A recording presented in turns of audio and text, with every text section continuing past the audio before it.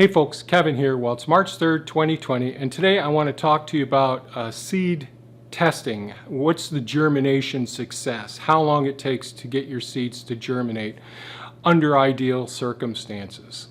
So if you've been watching this channel for a while, one of the things you probably notice is we're really heavily dependent not just on sustainability but resilience. So in other words, if there's a food shortage, or if there's an issue where the grocery stores, the food resources aren't as readily available, or if there's severe weather conditions, or if there's a medical issue, whatever the challenge may be, and you can fill in the blank, you want to be ready to be able to withstand the circumstances that you'll be going through, whatever those challenging circumstances are. So one of the things that we've talked about in the past is our permanent raised beds, how we do the gardening, how we do reduce weed pressure by using the weed mats and the cultivation techniques we're using, composting to turn waste into beautiful, viable, nutrient-rich soil, and also some of the techniques that we use in the gardening, which I won't go into now. You've seen in the past that we start our seeds right about the end of March inside of our work area, and that's because of the climate that we have. Our goal is to get the seeds started at the time that will allow us to have good root expansion and development so that the seedlings are very hardy at the time that we want to transplant those seeds into our beds when our beds are ready. And in this part of the country, in Oswego, New York, in the snow belt, that's about May 25th, May 26th, somewhere around there. The last week in May is when we can get our transplants in the ground.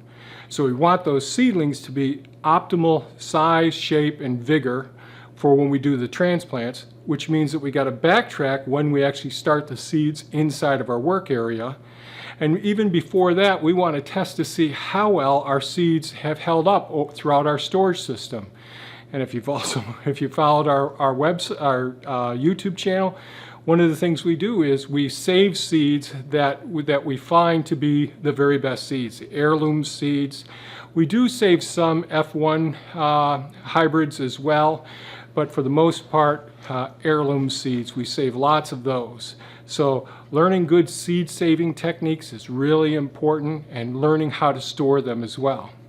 So last week I took a trip out to the woodshed, to the sugar shack, and down below in the root cellar. And if you've seen our videos on the root cellar, you can see, yes, we got all those canned goods, just like we've got canned goods throughout the house in different locations.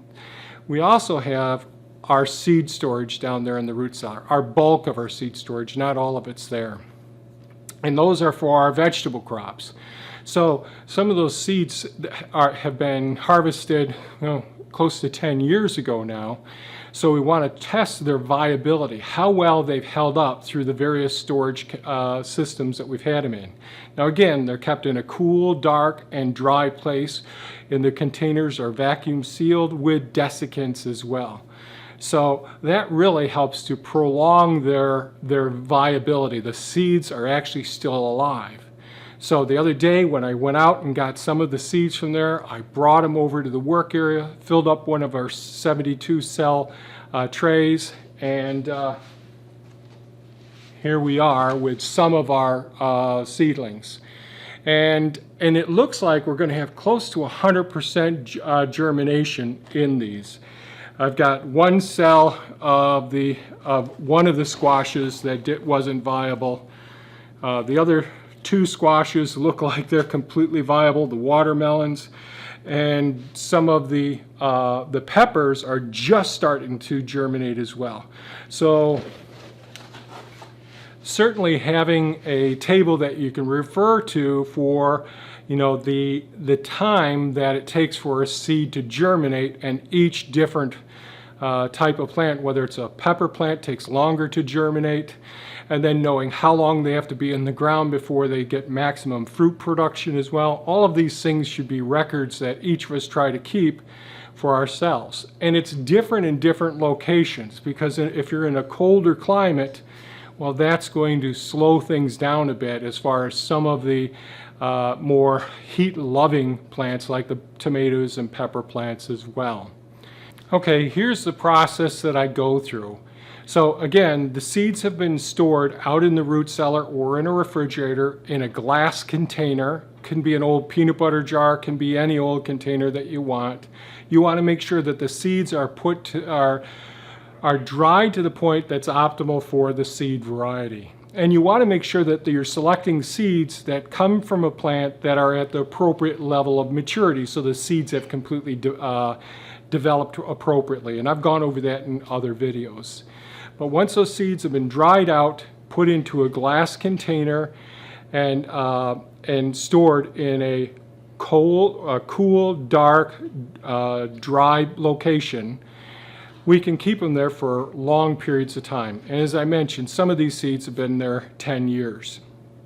So we go out, we get those, and then we bring them over into the seed starting area, and we've got a 72 cell flat. That allows us to get 6 tries of 12 different plants for each one of these 72 cell flats that we have.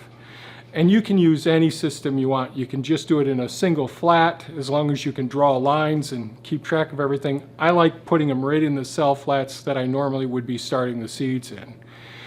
So I put 1 seed, or in some cases more than 1 seed, in each cell all the way down, and do 12 varieties in a 72 cell plant. Then I keep it in our house at 73 degrees. And I water it just like I would water over in the work area. And then I keep track of when do I see the seeds just starting to emerge from the soil. Are all of them emerging at the same time of that one plant variety?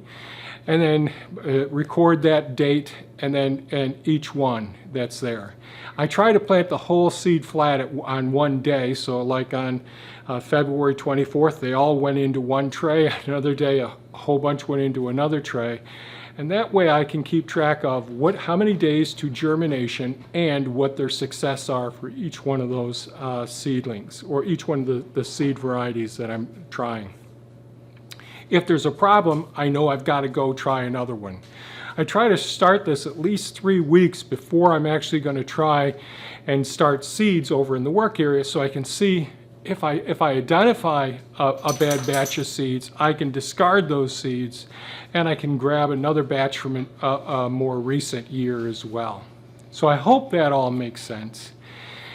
So just a quick video sharing with you one of the techniques we use to see, are these seeds being stored appropriately? Are they still viable, healthy seeds that can produce healthy, viable seedlings?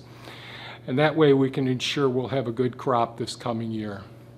So if you have any comments or questions or suggestions, please leave them below in the comment area. If you found this video of value, please give us a thumbs up. And by all means, folks, stay warm and have a great spring. Bye-bye now.